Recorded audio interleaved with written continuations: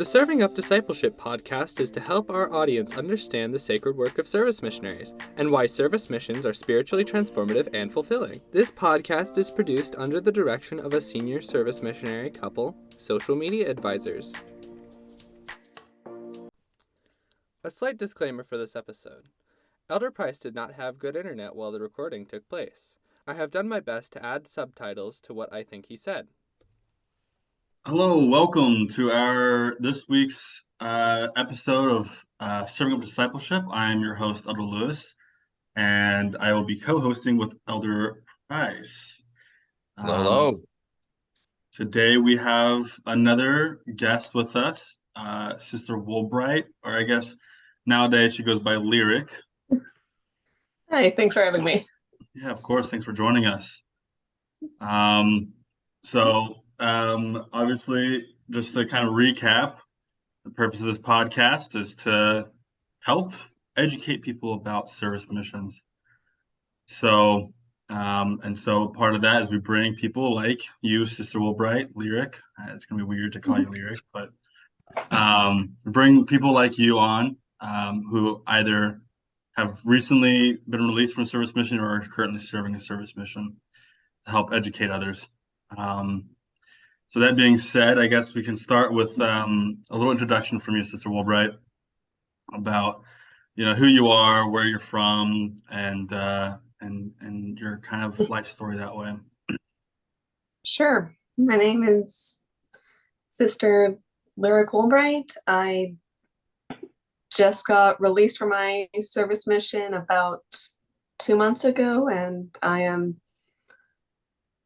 currently living in Jacksonville, Florida, attending college to get my AA and hopefully become a math teacher. Awesome. Really cool. What was your experience like as a service missionary?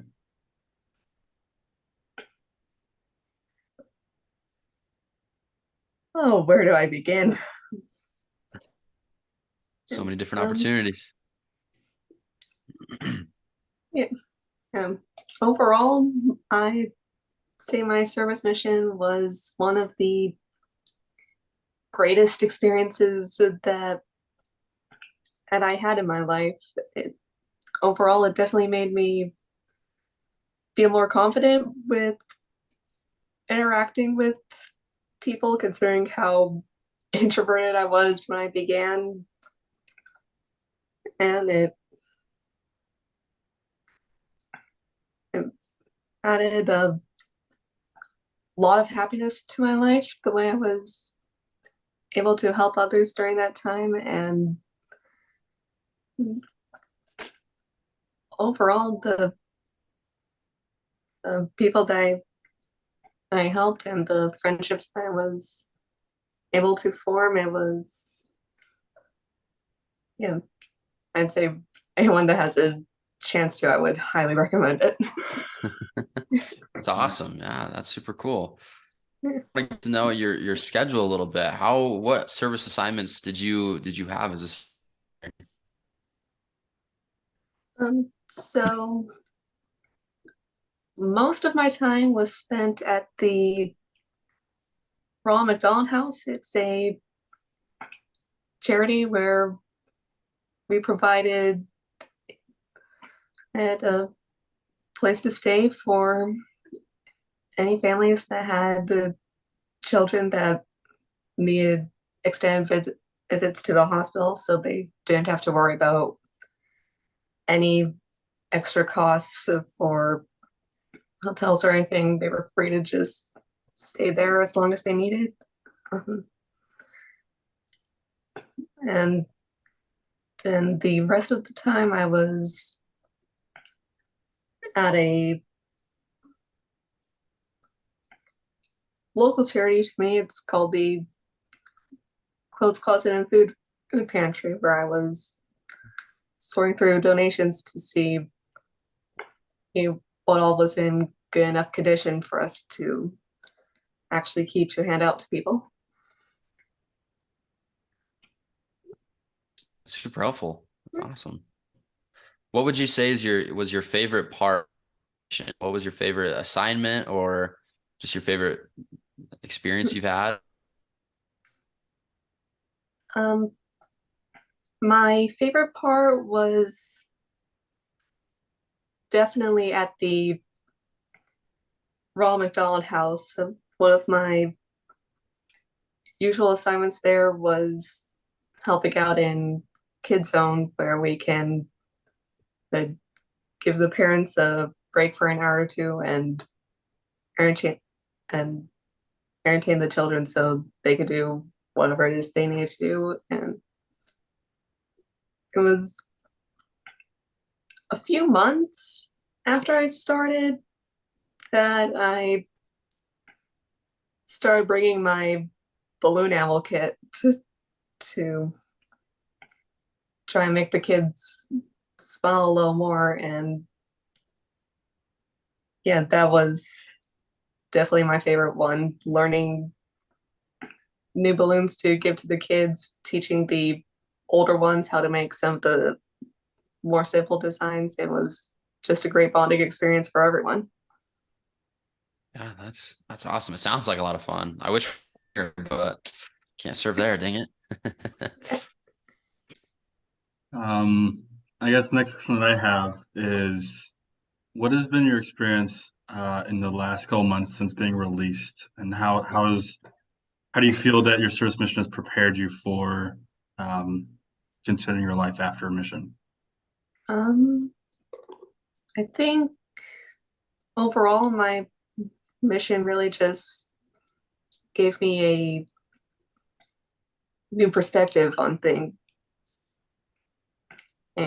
helped me realize truly that the smallest actions can have the biggest meanings. It helped me realize what it is I like to do and where I wanted to move forward, and even just practical skills like building up my confidence so I can and just make simple phone calls without panicking for the entire day about, oh, am I going to say the right things? Are they going to pick up? But yeah, overall, it was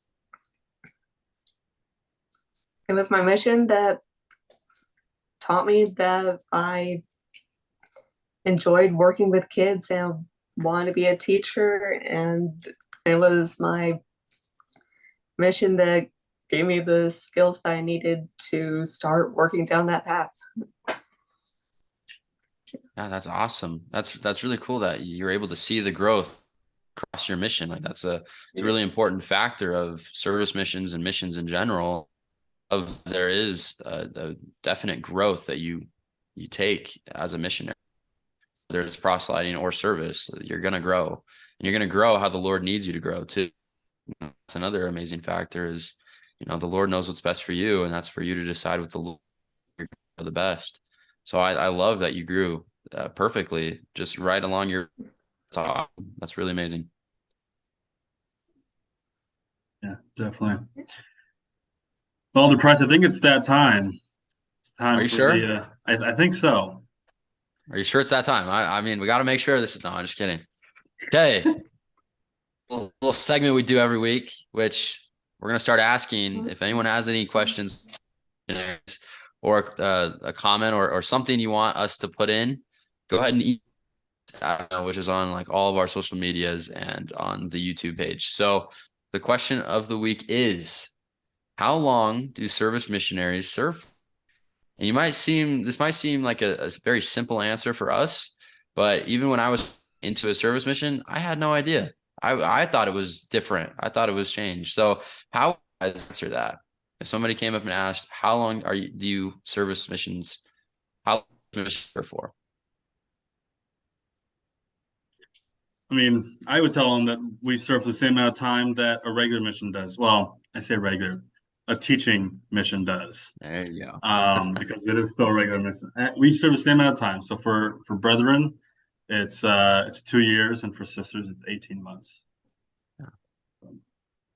Yeah. And to add on to that a little bit, unless Sister Woolbright, you want to add something to that?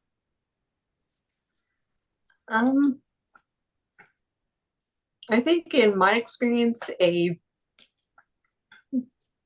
good distinction would be that the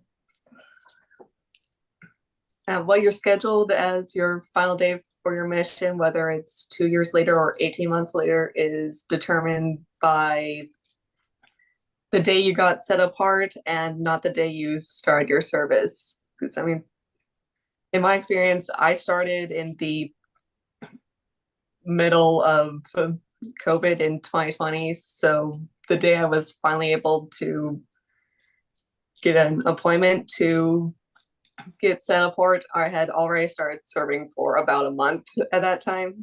So You're already there. You're already doing it. I've yeah. had a missionary up here that's done that too. Kind of just served a few months before they could apart fully. So, but yeah, to add on to that, sometimes the confusion is from a teaching missionary that has transitioned into a service missionary. They only have like 6 months left, and to kind of remind everyone, it doesn't reach timer, right? So if you get called to a proselyting for 2 years, you're going to serve for 2 years. That's proselyting or service. So if you transition in the middle of, like, you've been out for a year and proselyting, or just a year as a service missionary to make the full 2 years.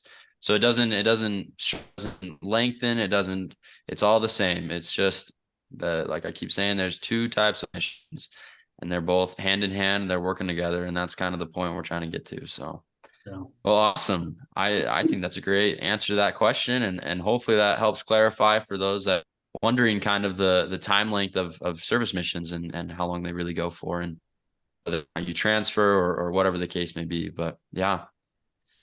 Okay. Well, questions left. I don't know if Brother Lewis has any that he wants to ask. Go for it on the price. Okay. I wanted to ask just 2 things. What has been the hardest part of your mission? You overcame that. The hardest part of my mission was very dangerous trap that we can fall into, and starting to think that the whole thing was just routine, that it was just like having another job instead of the great spiritual experience it was supposed to be. Honestly, the way everyone else deals with it might be different depending on the needs of the individual, but for me, my solution was every week to find or be the reason behind someone being able to smile again. And all of my assignments, it was interacting with people that were going through a hard phase of their life, and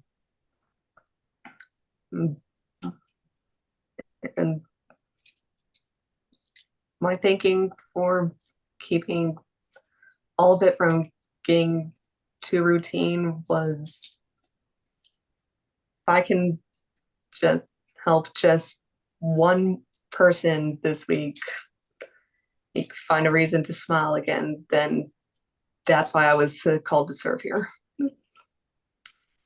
That is super powerful. Being the reason that someone smiles again. That is incredible. What a positive outlook on the way to serve and the way to stay out of routine. I'm definitely going to need to apply that. That's for sure. Because I catch myself. You're right. It's tricky. Sometimes you wake up and you do your assignments, and then you rinse and repeat. Keep doing it day after day, and sometimes you question. You're like, what am I doing? What is there? but be the reason someone smiles again. Amazing. Yeah. Brother Lewis, any thoughts on that? That was really good.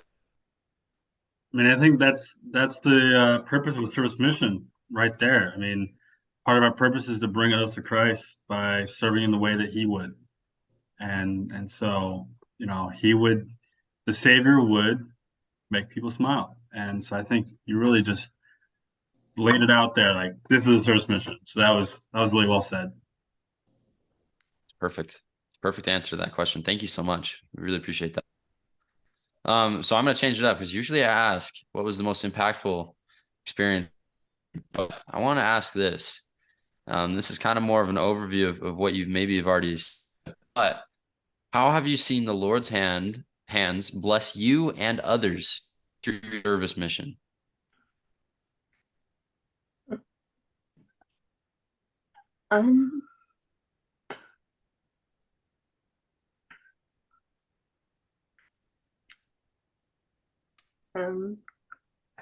Yeah, that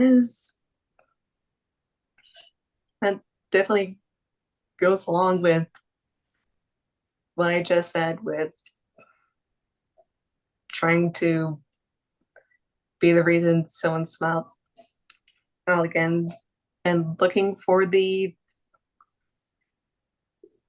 even smaller ways that I could serve people to make them smile.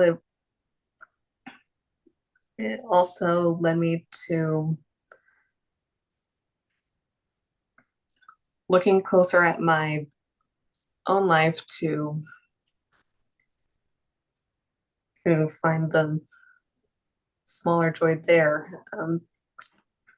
At the Ronald McDonald House, I was taking calls to help people find a way to stay there. It made me confident enough to make those phone calls when I need to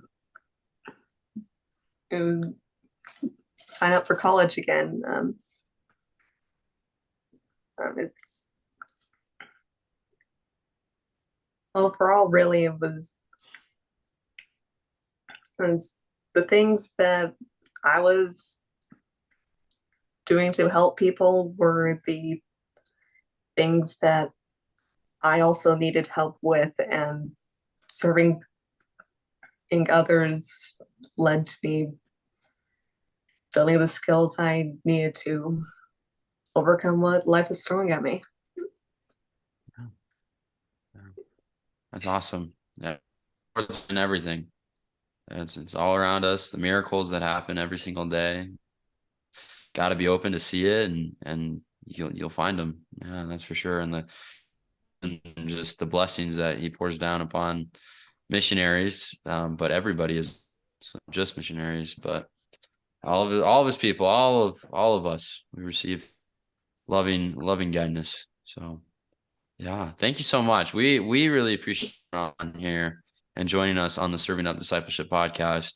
We are super excited for upcoming episodes and for this just helping so many people to realize what service missions are and to realize how it applies to life, and for all your comments on the growth that it has helped you to gain so that that it helped you be ready for life.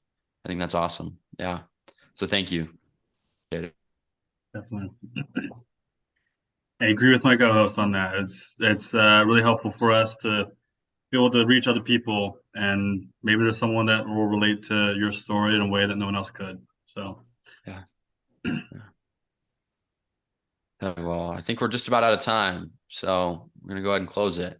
Like always, remember, serve up some discipleship. Until next week, adios. Thank you for taking the time to see or hear this podcast. Your hosts were Elder Lewis and Elder Price. Your editor is me, Elder Gibby. If you want to see clips from the show or other service mission related content, please look for the Hands of the Lord Facebook page. Thanks again for thinking of us, and we'll see you next time.